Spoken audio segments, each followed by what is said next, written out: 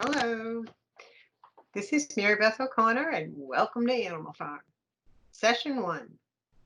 Animal Farm was written by George Orwell.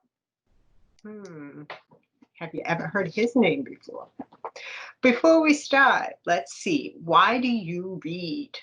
Now, I listed 5 of the reasons I do. My favorite is to discover another era because I am a history teacher, but I'm wondering why you read. And if you share any of those with me. This one's going to be a little different. Just so you know, Animal Farm, you're going to find out about a different place and time. But you're also going to find out about it in a whole new way. Let's start with a quote, because the history teacher in me says you have to start with a quote. Power tends to corrupt, and absolute power corrupts absolutely. Lord Acton. What does it mean? I wonder. You probably have even heard of it at this point. Absolute power corrupts absolutely. And the more interesting question is, why do you think I started our journey in this book with this quote? By the way, I end with this quote too. We get back to it. But I think by the time you even get halfway through Animal Farm, you'll understand how this quote is perfect. Before the actual reading, we got to do a little discussion about the style. Animal Farm, yes, is absolutely about a bunch of animals on a farm. But it's also so much deeper than that. Animal Farm is an allegory. And it is filled with metaphors. And the first thing I want to do is kind of separate those two. The allegory is the big story itself. Or, as I forgot, poem, picture is also true. But it's the overarching story, and it usually has a hidden meaning, and then the meaning is moral or political. Now, I've used the tortoise and the hare throughout this slide, and it is used in the video link below. The tortoise and the hare is a very famous Aesop fable. And at the end, we're told the tortoise wins. And to go to the metaphor, who is the tortoise? The tortoise is that slow and steady person. So in Animal Farm, there's an overarching story that tells a political meaning. George Orwell hated totalitarian regimes. Did you hear that? But inside there are metaphors, such as the characters themselves. Practice. Aesop for children. One of the ways I thought you could get used to the idea of an allegory and to dig deeper into meanings is to practice on something that you may have read before. I've listed 2 different Aesop fables. Those are links directly to them. And what you can do is go through them and figure out for yourself what's the big story, what's the big moral they're trying to tell, because Aesop loved morals. And then also, what are some of the metaphors? Like, for instance, what animal is supposed to be a person, and what is it telling you about that person? Hint, hint, look at the title, The Lion's Share. Have you ever heard that before? Maybe there's a story in that. Oh, sorry, it's Aesop. Maybe there's a moral in that. Character list. Got to start with a character list. Sometimes it gets intimidating because you can't remember them all at once. It's like being introduced to everybody at a party, and then you go back and say, I don't remember your name. But I just wanted you to see the big ones because they all do show up in chapter 1. Napoleon and Snowball fight for power. Pigs. Squeal is a pig too. He works for Napoleon.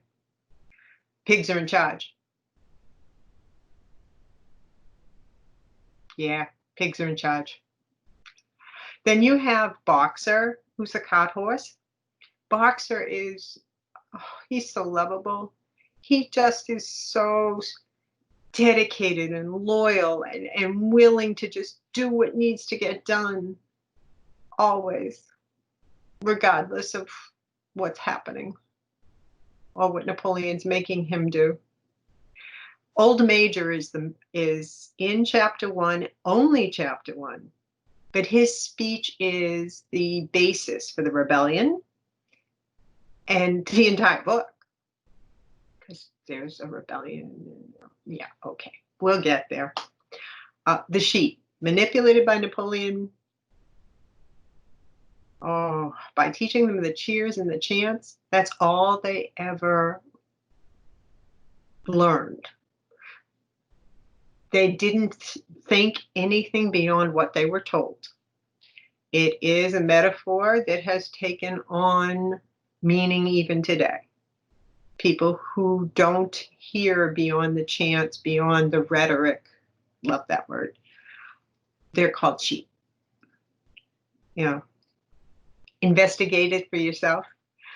Clover is a horse who loves Boxer and cares for actually all the animals on the farm. She's a lovely character. And I skipped right over Benjamin because Benjamin is my favorite and also the one that I just so frustrated with. He goes along, he does his job, but he knows what's going on and doesn't do anything. Well, hence my favorite character and most frustrating character. So, chapter 1, you will be introduced to all of them. Now, Animal Farm, animals represent people.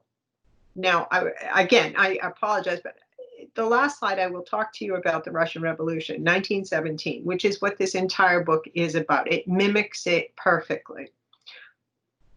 Stalin, at this point when he wrote it in 1945, was an absolute totalitarian tyrant.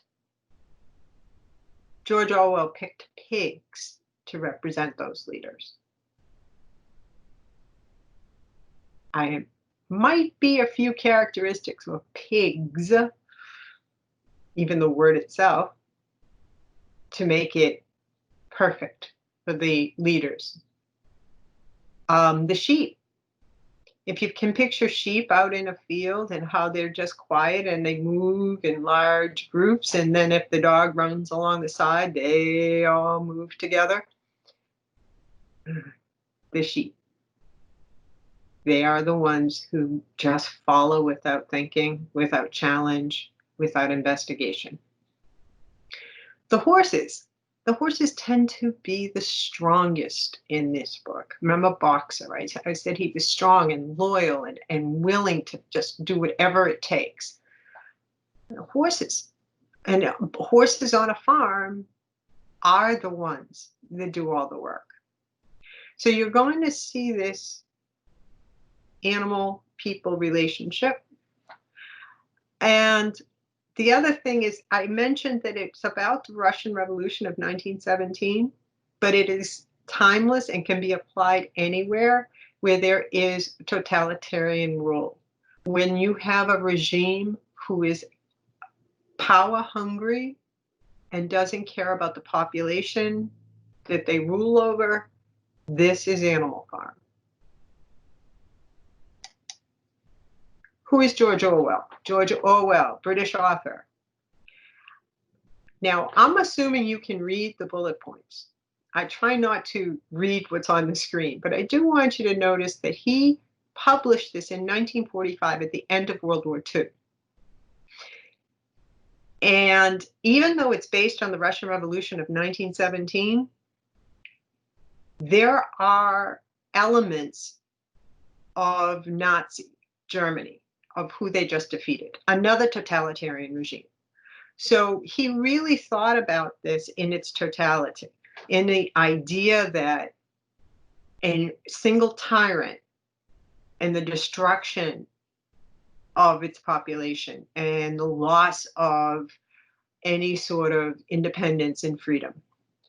And it had to do, the propaganda office definitely played a role, because the propaganda in the book changes everything. And we also know from studying World War II and studying the Russian Revolution, propaganda changed everything there too. Orwell, 1984 is also a big novel. They are both, 1984 and Animal Farm are dystopian novels. It is that society, the opposite of utopia, which is perfection. It is the destruction, it is negative. And because these two novels are so famous, there's actually an adjective called Orwellian. What to do for the next time you meet? Optional activity?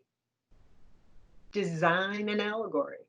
You can write a poem, you can draw a picture, you can come up with an idea for a short story, but have an idea of what an allegory is by doing. Also, read chapters 1 and 2. It sets the stage for the whole book, but you also get a rebellion, get a little excitement in there. I'm curious to see what you think of all the different characters. And remember, it's an allegory. So try and find those human-like characters or characteristics in each of the characters. Until next time, thanks for listening.